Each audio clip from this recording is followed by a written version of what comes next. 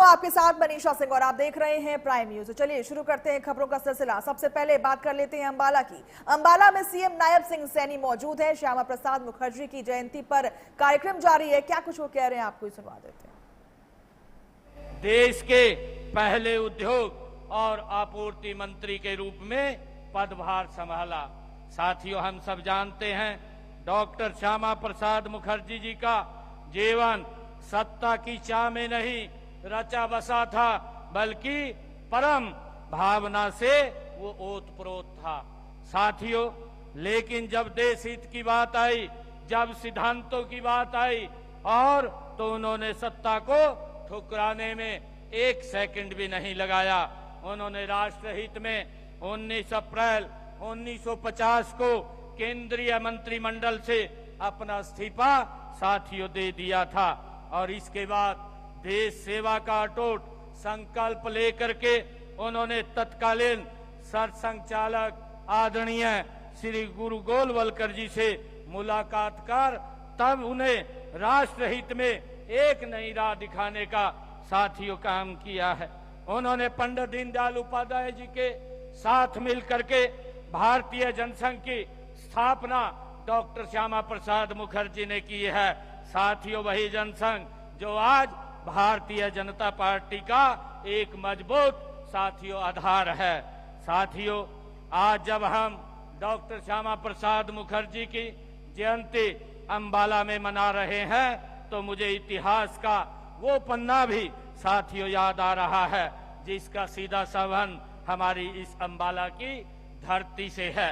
उनके नेतृत्व में जनसंघ ने साथियों बार बार आंदोलनों के माध्यम से तत्कालीन कांग्रेस सरकार को आगाह किया था कि वो आपकी तुष्टीकरण की जो नीति है उससे देश की एकता और अखंडता साथियों खतरे में है।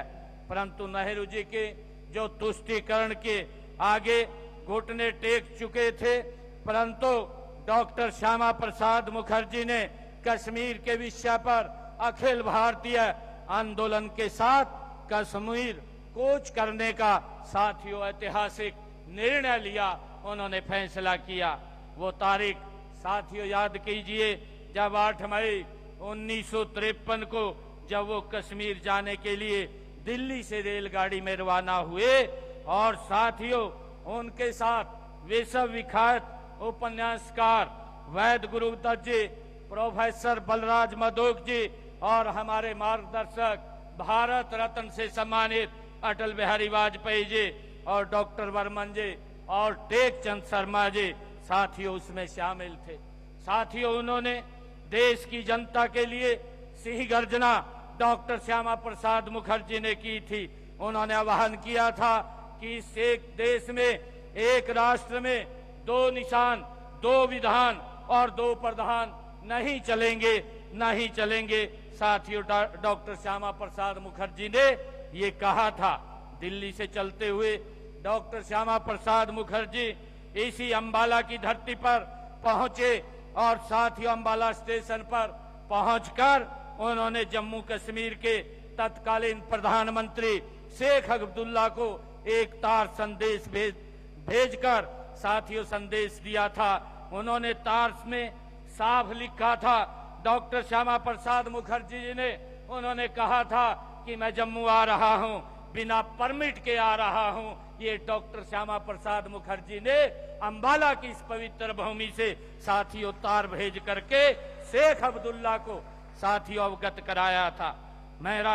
उन्होंने कहा था कि मेरा वहां आने का प्रयोजन है, वहां के हालात का अवलोकन करके शांति स्थापित करना साथियों हमारा उद्देश्य है। मैं आपसे भी मिलना चाहूंगा, यदि संभव हुआ तो। सोचिए साथियों, डॉक्टर श्यामा प्रसाद मुखर्जी जहां पर इसी देश के अंदर परमिट लेकर के जाने की व्यवस्था थी, उनका साहस और वो महापुरुष जिन्होंने बिना परमिट के जम्मू कश्मीर के अंदर प्रवेश किया है। साथियों, जब डॉक्टर श्यामा प्रसाद मुखर्जी आगे बढ़ते हुए रावी नदी के पुल पर पहुंचे तो उन्होंने कठुआ के पुलिस अधीक्षक ने राज्य के चीफ सेक्रेटरी का एक सरकारी आदेश भी साथियों उनको सौंपने का काम किया। आदेश में लिखा था कि डॉक्टर मुखर्जी के जम्मू कश्मीर राज्य में घुसने पर पूरी तरह से प्रतिबंध है। परंतु साथियों, डॉक्टर श्यामा प्रसाद मुखर्जी जो इस भारत माँ के लाल, जिनके अंदर एक देश प्रेम की भावना, अखंड भारत की भावना साथियों बड़ी हुई थी, उन्होंने एक शेर की दहाड़ रखने वाले डॉक्टर श्यामा प्रसाद मुखर्जी ने दो टुक शब्दों में कहा कि मैं राज्य में प्रवेश करने के लिए कटिबद्ध हूं। मित्रों, जरा आप सोचिए कि वो कैसे विकट हालात थे, जहां अपने ही एक हिस्से में जाने के लिए अपने ही नागरिकों को साथियों परमिट लेना पड़ता था। वो किस प्रकार की स्थिति थी। परंतु डॉक्टर श्यामा प्रसाद मुखर्जी भारत माता के सच्चे लाल थे।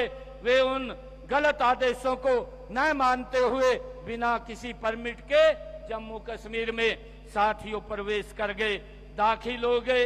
यह सिर्फ साथियों एक कदम नहीं था, यह एक साथियों चुनौती थी, यह एक अन्याय के विरुद्ध ये डॉक्टर श्यामा प्रसाद मुखर्जी की साथियों एक ललकार थी।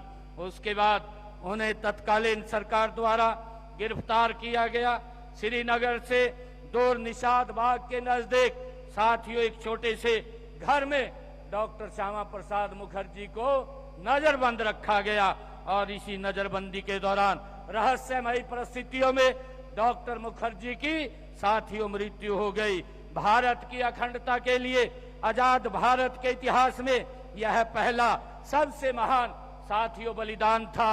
यह बलिदान केवल कश्मीर को बचाने का नहीं था, बल्कि ये बलिदान भारत के एकता अक्षुण्ण रखने के लिए साथियों दिया।